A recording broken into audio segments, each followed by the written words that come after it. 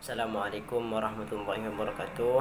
Perkenalkan, nama saya Khalilur Rahman. Saya dari jurusan Manajemen Bisnis Syariah dengan NIM 118250883. Di sini saya akan menjelaskan beberapa poin soal terkait UAS Akuntansi Manajemen. Yang pertama, apa yang dimaksud dengan akuntansi manajemen dan apa peran akuntansi manajemen dalam perusahaan? Akuntansi manajemen merupakan proses mempersiapkan laporan operasional bisnis yang mana membantu manajer dan pimpinan dalam membuat keputusan jangka pendek dan jangka panjang. Lalu untuk peranan akuntansi manajemen dalam perusahaan, di sini ada 3 poin. Yang pertama, membantu untuk meramal masa depan, di mana akuntansi manajemen ini membantu dalam menjawab pertanyaan-pertanyaan kritis dan meramalkan tren masa depan dalam bisnis berdasarkan data. Lalu yang kedua, membantu memilih keputusan membuat atau membeli. Melalui data akuntansi manajemen, data akan dikembangkan dan yang mana akan memungkinkan dalam pengambilan keputusan di tingkat operasional dan strategis. Lalu yang ketiga, memprediksi arus kas dan mengetahui dampak arus kas. Untuk yang nomor 2, apa yang dimaksud dengan biaya komitmen, biaya diskresioner, dan biaya semi variabel? Yang pertama, biaya tetap yang telah ditentukan adalah biaya yang dikeluarkan untuk menjaga eksistensi perusahaan. Contohnya beban penyusutan dan beban asuransi. Yang kedua, biaya variabel diskresioner, yakni biaya yang tidak memiliki hubungan teknis nyata dengan aktivitas mengonsumsi biaya tersebut. Contohnya biaya iklan dan komisi penjualan. Lalu yang ketiga, biaya semi variabel. Biaya semi variabel ini yakni sifatnya sebagian tetap dan sebagiannya lagi variabel. Contohnya biaya supervisor dan pemeliharaan mesin. Untuk yang nomor 3, apa manfaatnya menghitung harga produk? Yang pertama, menentukan harga jual produk. Yang kedua, memantau realisasi biaya produksi. Yang ketiga, menghitung laba dan rugi periodik. Yang keempat, menentukan harga pokok persediaan jadi dan dalam proses yang disajikan dalam neraca. Untuk yang nomor 4, menjelaskan apa yang dimaksud dengan metode full costing, variable costing, aktivisi basis costing, dan jelaskan perbedaan dasar dari ketiganya. Yang pertama, metode full costing. Full costing merupakan metode perhitungan harga pokok produksi yang mana semua unsur biaya produksi dimasukkan ke dalam harga pokok produksi yang terdiri dari biaya bahan baku, biaya tenaga kerja, dan biaya overhead pabrik. Yang selanjutnya, variable costing. Variable costing adalah metode penentuan harga pokok produk yang hanya membebankan biaya variabel ke produk. Yang selanjutnya, activity based costing merupakan model akuntansi biaya yang digunakan untuk mengalokasikan semua biaya berdasarkan sumber daya yang digunakan untuk menjalankan aktivitas yang berkaitan dengan produk dan jasa yang disediakan bagi pelanggan. Untuk perbedaan dasar dari ketiganya, metode full costing hanya menggunakan beban overhead pabrik tetap dan variabel. Sedangkan variable costing hanya mengikut sertakan beban overhead variabel saja. Dan untuk activity based costing di mana aktiviti based costing ini menitik beratkan penentuan harga pokok produk di semua fase pembuatan produk, dari fase desain, perkembangan produk sampai penyerahan produk kepada konsumen. Untuk yang nomor 5, apa manfaat penerapan metode ABC dan apa saja tahapan-tahapan dalam penerapannya? Manfaat metode ABC dapat digunakan untuk membantu dalam pengambilan keputusan dalam perusahaan. Yang kedua, penentuan harga yang telah melalui sistem ABC akan menghasilkan harga yang lebih baik sehingga bisa bersaing dengan produk sejenis lainnya. Lalu untuk tahapan-tahapan penerapannya, di sini ada 3 syarat utama dalam menerapkan ABCD dalam perusahaan. Yang pertama, perusahaan tersebut telah memiliki diversitas tinggi. Yang kedua, adanya tingkat persaingan yang tinggi. Dan yang ketiga, biaya pengukuran dalam sistem ABC lebih rendah dari manfaat yang akan diperoleh.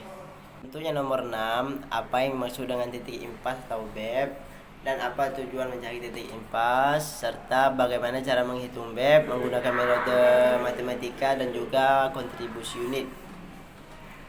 Titik impas adalah kondisi di mana jumlah keseluruhan pendapatan sama dengan jumlah keseluruhan pengeluaran dalam setiap produksi barang dan jasa. Yang kedua, tujuan titik impas yakni untuk mengetahui tingkat aktivitas di mana pendapatan hasil penjualan sama dengan jumlah semua biaya variabel dan biaya tetap.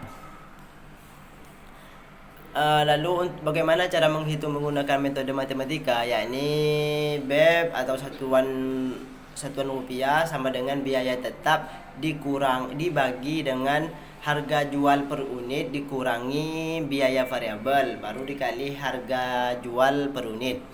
Lalu cara menghitung dengan menggunakan metode kontribusi, yakni BEP sama dengan biaya tetap dibagi margin kontribusi per unit. Untuk yang nomor 7, jelaskan apa korelasi pendapatan skala maksimum dan pertumbuhan penjualan maksimum terhadap penetapan harga jual. Korelasi antara pendapatan skala maksimum dan pertumbuhan penjualan maksimum, yakni di mana perusahaan sama-sama ingin memaksimalkan pendapatan penjualan dan pertumbuhan penjualan, di mana penjualan yang lebih tinggi diharapkan biaya per unit yang lebih rendah dan laba jangka panjangnya yang lebih tinggi. Nomor 8, sebutkan dan jelaskan faktor internal yang mempengaruhi perubahan harga. Yang pertama ada kondisi pasar. Kondisi pasar yakni kita harus mempelajari terlebih dahulu kondisi pasar yang akan dimasuki, kekuatan dan kelemahan perusahaan kompetitor.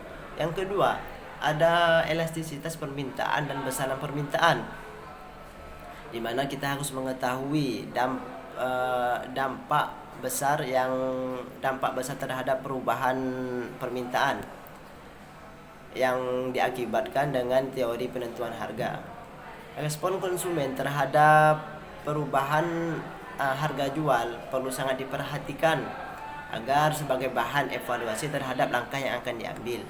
Lalu selanjutnya ada harga produk saingan, di mana kita harus mengenal harga produk saingan yang ada di pasar dan harga yang diberikan kepada konsumen. Selanjutnya yakni ada diferensiasi dan life cycle produk, di mana untuk memenangkan pasar dan minat beli konsumen, salah satu upaya yang dilakukan adalah satuan produk dengan sebuah produk yang menjadi pembeda dengan produk kompetitor. Untuk yang nomor 9, bagaimana strategi penetapan harga pada produk yang telah beredar. Yang pertama ada tahap pertumbuhan, di mana pada tahap pertumbuhan ini penjualan akan meningkat dan disertai munculnya pesaing. Untuk yang kedua, tahap kematangan. Tahap kematangan ini seperti fleksibilitas harga. Hal tersebut terjadi karena tahap ini merupakan aktivitas strategi pada penetapan harga. Untuk yang tahap ketiga yakni tahap penurunan, di mana tahap penurunan ini umumnya ditandai dengan menurunnya jumlah permintaan secara terus-menerus. Nomor 10, bagaimana peranan penyusunan anggaran dalam proses pengendalian manajemen. Peranan penyusun anggaran penjualan yakni untuk merencanakan setepat mungkin tingkat penjualan pada periode yang akan datang dengan memperhatikan data yang merupakan pencerminan kejadian yang dialami perusahaan di masa lalu, khususnya pada tingkat penjualan. Apa saja manfaat menggunakan harga transfer? Manfaat menggunakan harga transfer yakni untuk memaksimalkan laba dalam perusahaan lewat penetapan harga barang dan jasa yang dilakukan unit organisasi dari suatu perusahaan kepada unit organisasi lainnya dalam perusahaan yang sama. Nomor 12, sebutkan dan jelaskan fungsi dari penyusunan anggaran. Yang pertama ada sebagai perencanaan terpadu, di mana untuk merumuskan rencana perusahaan dan untuk menjalankan pengendalian terhadap berbagai kegiatan perusahaan secara menyeluruh. Yang kedua, sebagai pedoman pelaksanaan kegiatan perusahaan, di mana anggaran yang disusun dengan baik akan membuat bawahan menyadari bahwa manajemen memiliki pemahaman yang baik tentang operasi perusahaan dan bawahan akan mendapatkan pedoman yang jelas dalam melaksanakan tugasnya.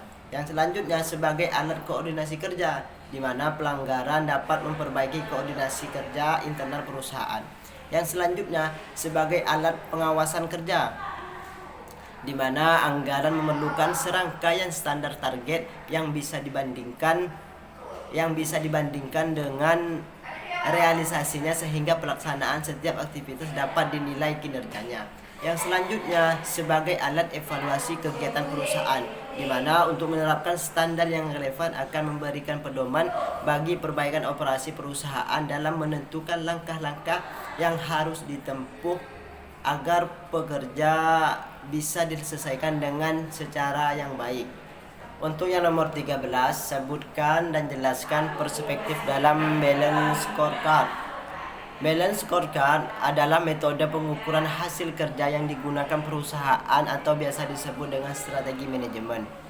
Untuk perspektifnya di sini ada perspektif keuangan, di mana pengukuran kinerja keuangan menunjukkan apakah perencanaan, implementasi dan pelaksanaan serta strategi memberikan perbaikan yang mendasar. Yang selanjutnya ada perspektif pelanggan, di mana menentukan segmen pasar dan pelanggan yang menjadi targetnya. Selanjutnya ada perspektif proses bisnis internal, di mana menampilkan proses kritis yang memungkinkan unit bisnis untuk memberikan value proposition yang mampu menarik dan mempertahankan pelanggan di segmen pasar yang diinginkan dan memuaskan para pelanggan sahamnya. Selanjutnya ada perspektif pembelajaran dan pertumbuhan, di mana menyediakan infrastruktur bagi tercapainya ketiga perspektif sebelumnya serta untuk menghasilkan pertumbuhan dan perbaikan di jangka panjangnya. Mungkin hanya itu yang bisa saya sampaikan. Kurang lebihnya saya mohon maaf jika ada kesalahan kata atau kekurangan kata. Saya akhiri. Wassalamualaikum warahmatullahi taala wabarakatuh.